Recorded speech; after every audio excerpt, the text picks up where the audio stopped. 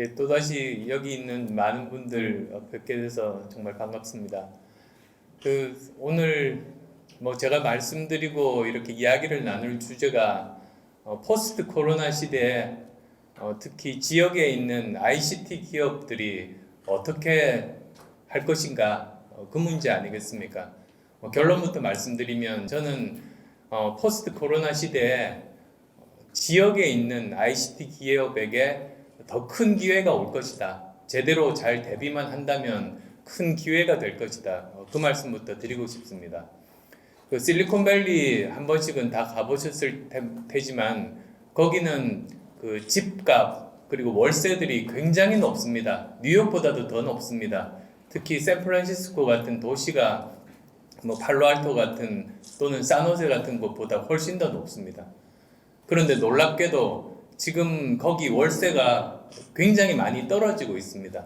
한 달에도 10%씩 떨어진다는 보도도 아마 보셨을 겁니다. 그 이유가 기업들이 이렇게 몇 달 지나가면서 이 코로나가 장기화되다 보니까 이제는 본격적으로 재택근무를 아예 상시적으로 그리고 코로나 극복 이후에도 하겠다고 발표를 하면서부터입니다. 그러면서 많은 사람들이 집세가 굉장히 비싼 그 실리콘밸리 중심보다는 오히려 본인에게 편한 곳, 아이들을 키우기 좋은 것, 환경이 좋은 곳, 그리고 출퇴근 시간이 그렇게 많이 걸리지 않는, 교통이 복잡하지 않은 곳으로 옮겨가고 있습니다. 그러다 보니까 자기가 살고 싶은 곳에서 살면서 상대적으로 좀 시골에 해당하는 그런 쪽에 많이 살게 되고 그러다 보니까 오히려 실리콘밸리에 있는 여러 월세들이 줄고 있다는 그런 소식을 접했습니다. 안랩에서도 예측한 건 아닙니다만 마이크로소프트 팀즈 아실 겁니다. 그걸 작년에 도입을 했습니다. 그러다 보니까 이번에 코로나 사태가 나면서 아무런 문제 없이 거의 전 직원 재택근무를 하면서도 업무에 전혀 차질이 없었던 그런 경험도 저는 가지고 있습니다. 그래서 아마 이럴 때일수록 잘 준비하고 대비만 한다면 지역에 있는 ICT 기업들은 인력 채용도 그렇고 그리고 또 본사에서의 사업도 그렇고 오히려 더 큰 기회가 될 거다. 저는 그렇게 생각합니다.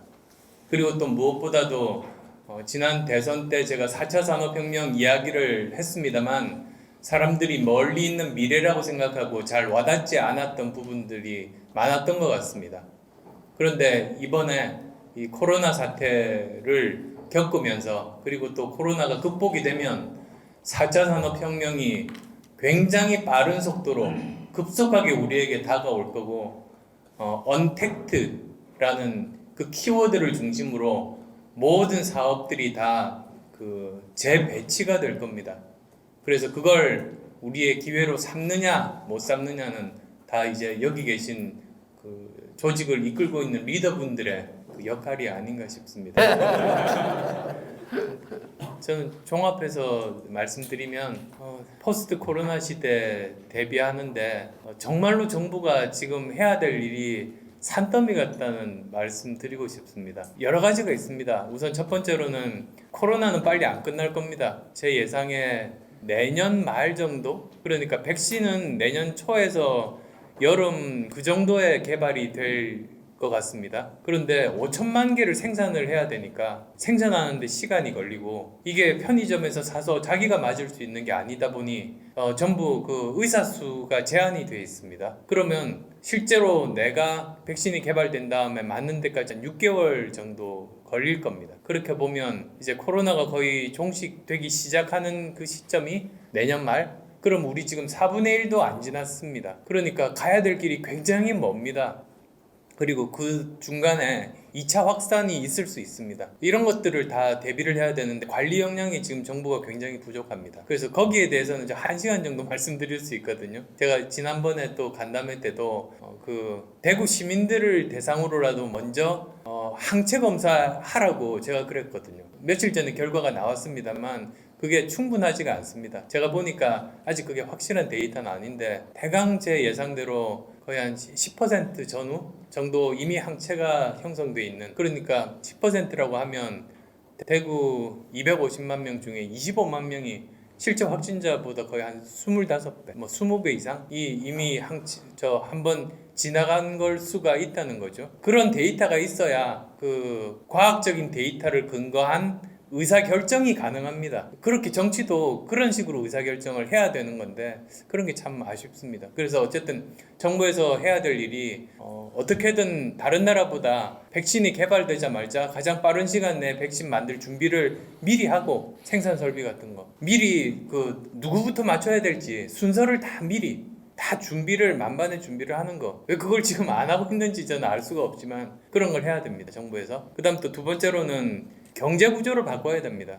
긴 말씀드리지 않겠습니다만 지금 대기업 중소기업 간의 불공정 거래 관행, 그 다음에 지방기업 이런 대규모 프로젝트에서 차별화하는 문제, 이런 산업 구조들을 해결하는 문제, 저는 해법이 다 있습니다. 그 문제를 해야 됩니다. 세 번째는 그 규제를 완전히 방식을 바꾸는 것. 그 다음 또 네 번째로는 정부에서 나서서 새로운 산업이 만들어지는 것에 대해서 지원하면서 동시에 피해받는 사람들에 대한 설득 작업, 그리고 그 사람들을 위한 사회적 안전망 만들기, 이런 거는 뭐 코로나 시대가 아니더라도 해야 되는 일 아닙니까 사실. 그래서 기본으로 돌아가서 그런 일들을 해야만 되고, 그 다음에 또 그 인력 양성도 정부에서 해야 되는 일이거든요. AI 산업, AI 엔지니어가 정말 말도 안 되게 한심한 수준으로만 지원한다는 것 자체도 완전히 바꿔야 되고요. 데이터 산업을 어떤 식으로 하면은 제대로 키울 수 있을 것인가, 완전히 그 발상의 전환을,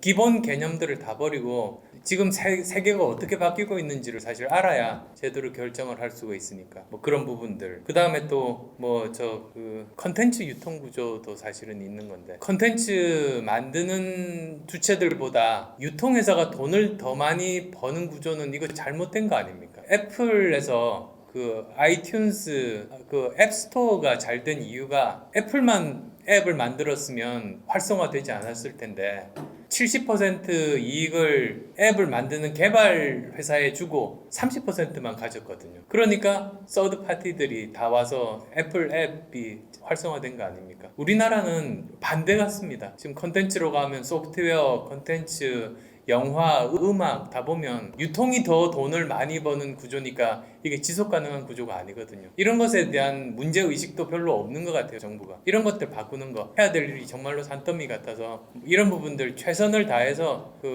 근데 이런 말 하면 기사화가 잘 안 됩니다. 그래도 열심히 강조하고 어떻게든 말씀드린 여러 가지 10여 가지 중에 하나라도 조금이라도 바뀔 수 있도록 노력하겠습니다.